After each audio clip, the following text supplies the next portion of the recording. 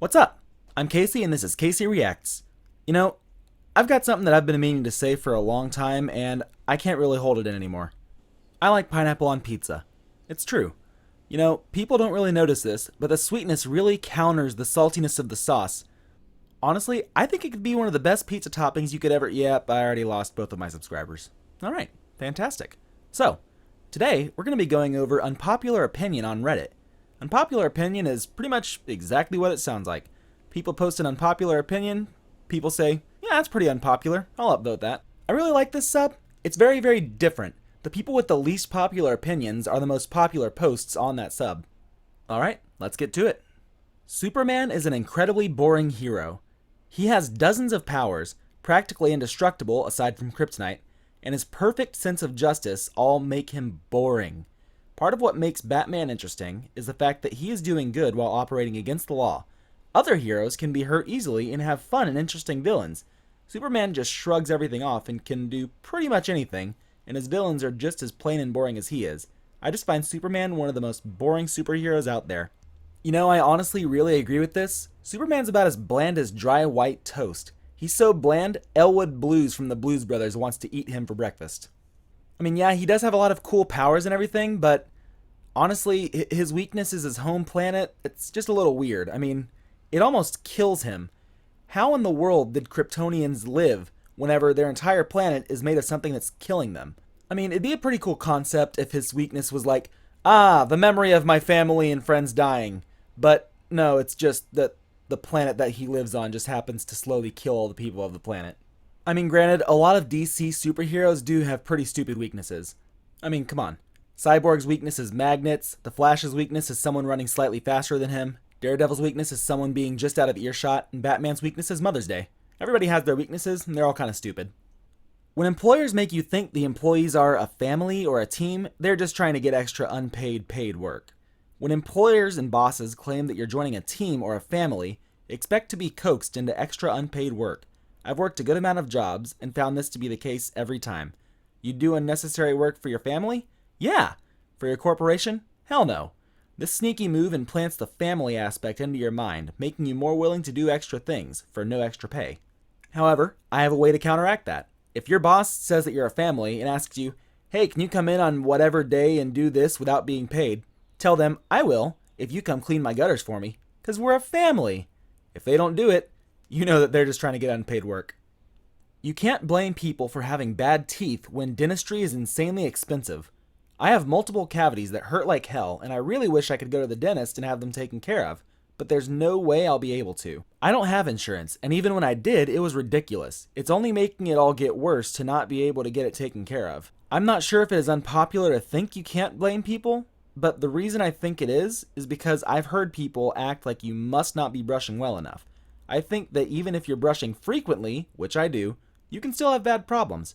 I really hope it'll get more affordable, especially with all the crap that's happened because of the pandemic. Like, people being let go for all the other crap.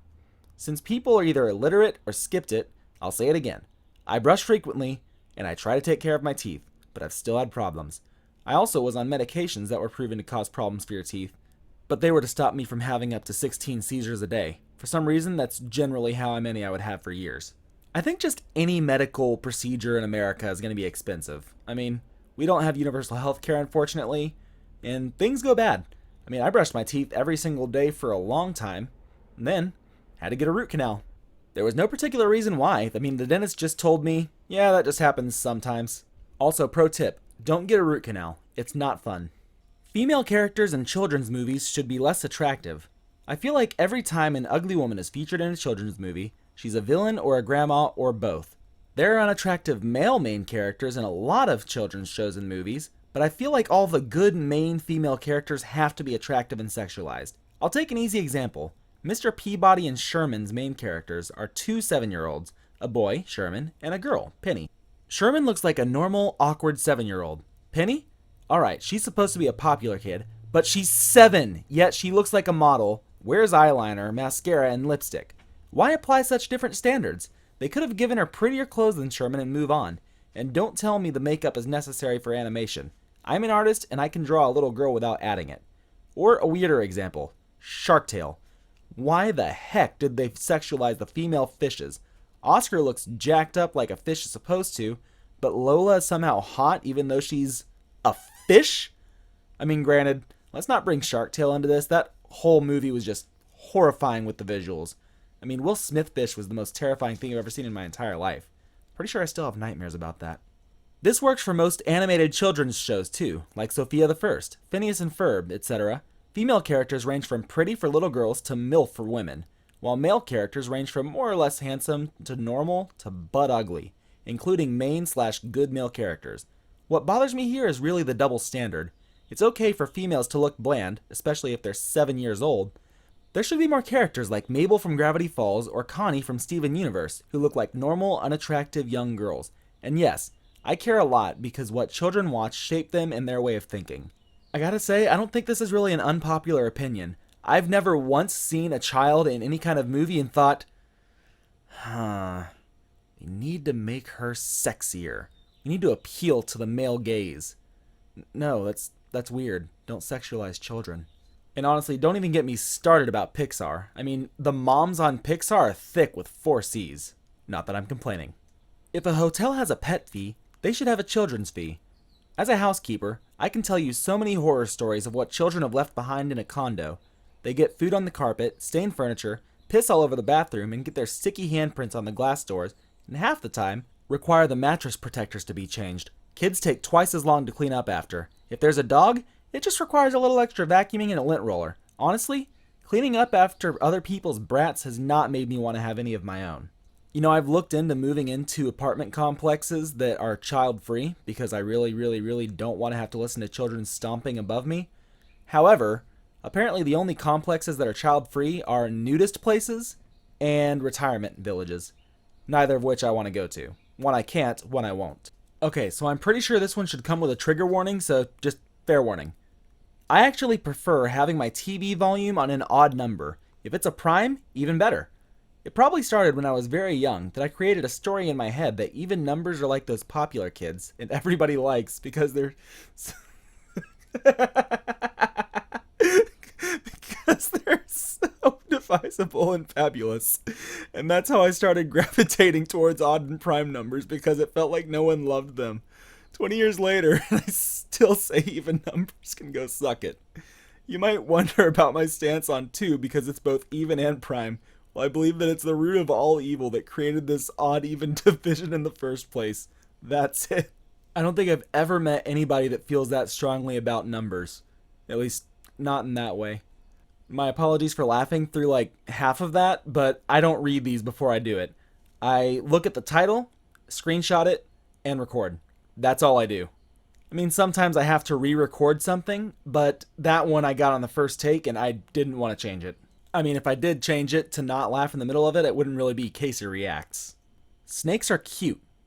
I don't know how anyone can think garter snakes, pythons, or emerald tree boas are creepy or gross. They have cute faces and they do cute things like sit in the sun and flick their tongues to smell things. And in my experience, they're the ones that are terrified of everything. Ball pythons literally ball themselves up into snake knots when they're scared. I wholeheartedly agree. I love snakes, I love reptiles, and all snakes are cute. I mean, come on. Look at these snakes. There's an entire subreddit dedicated to snakes and hats. This one looks like he's wearing himself as a hat.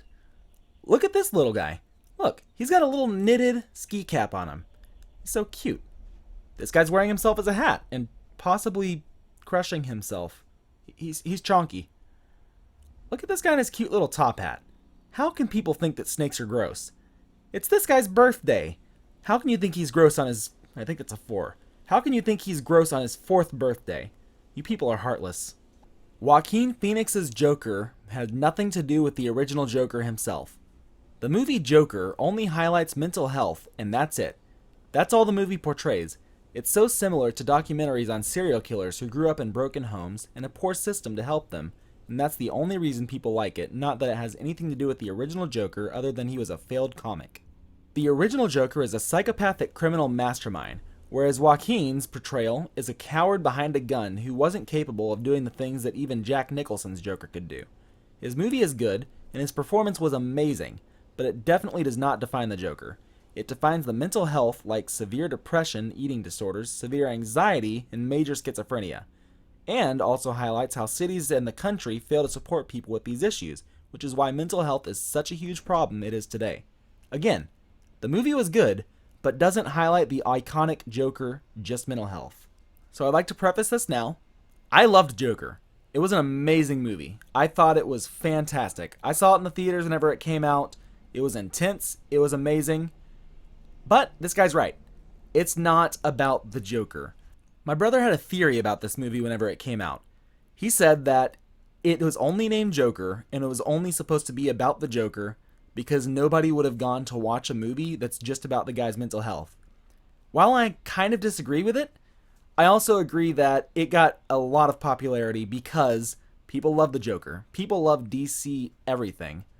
No, I don't think that it should have been shoehorned in. It was a great movie on its own. It didn't have to, but I completely understand why they named it Joker, why they made Joaquin's character to be the Joker, even though it had nothing to do with the actual Joker. I don't think that it would have gotten nearly the same audience had it not had DC's stamp on it. I can definitely say, though, Joaquin Phoenix puts his name on good movies. I don't think that I have ever seen him in a movie that has not been phenomenal. He really knows how to choose. And if you like country music or like Johnny Cash, you should check out Walk the Line. Joaquin Phoenix and Reese Witherspoon blow it out of the water in that movie. I don't think there is one part of the movie that I thought, they could have done better. I prefer presenting, public speaking, etc. to strangers rather than my family and friends. When you present to someone you know, if you make a mistake, you'll be more inclined to feel embarrassed because you know this person will pay more attention and notice those nuances in your behavior or presentation. When you present to a total stranger, even if you make a mistake, the person isn't going to notice the nuances in your behavior or presentation, and they'll more likely forget about it if they do notice it. Yeah, that's pretty true. People always say that strangers are ruthless and they'll ridicule you for any small mistake, but no, that's family. Family sucks sometimes. If you make one small mistake, they'll ride you for the rest of your life on it. Strangers, they don't care. They just want you to finish up your presentation so they can go home. Employers who do not list wages in their job postings don't deserve applicants. The overwhelming majority of job posts I see these days have a long list of job duties, qualifications, and behavior they expect from the applicant, but they don't disclose the one piece of information the applicant needs most: the pay rate. What the hell? Am I just supposed to want to be your shift manager out of the goodness of my heart? It's an asshole move to make someone go through your wonky online application to waste time in your interview before telling the applicant what they already know. Your pay sucks. I already assume if the pay isn't listed, the employer sucks to work for. Listen, we're only applying because you pay a wage. Period. Just tell us what it is. Screw these types of employers. If they get low-quality employees, they fully deserve it. If you're too ashamed to post what you pay, try paying a better wage. Yeah, this is absolutely true. If you're going to go to a job interview, you need to ask what's the pay if they haven't already stated clearly what the pay is. If they try to string you along to multiple interviews without telling you the pay, don't do it. Just walk out. Because you're wasting their time and you're wasting your time whenever you could be going to a job that's actually going to pay you and respect you. Yeah, there's nothing worse than going to 3 different interviews for them to finally say, all right, cool, so yeah, this job that takes a master's degree to do, you'll be paid $10 an hour. Then you've wasted, 3 days worth of interviews, probably over the course of maybe a week or 2? You wasted that time. You could have used that time to get a job that would actually pay you what you deserve. People who try to invalidate other people's problems by saying, there are people who are doing so much worse, are extremely irritating. Okay, so this may be hard to explain, but it's pretty much all in the title. No matter how big or small, everyone's problems are valid. And it doesn't make anyone feel better for someone to say that there are bigger problems or other people's problems are more important. That's pretty much it. Edit. I just wanted to clarify that it's appropriate to share a reality check with someone if they're having an unrealistic problem, like their parents not wanting to buy them a new iPhone. Yeah, no, I can't stress this enough. If someone tells you a problem, don't just counter it with, well, this person has it going way worse than you do.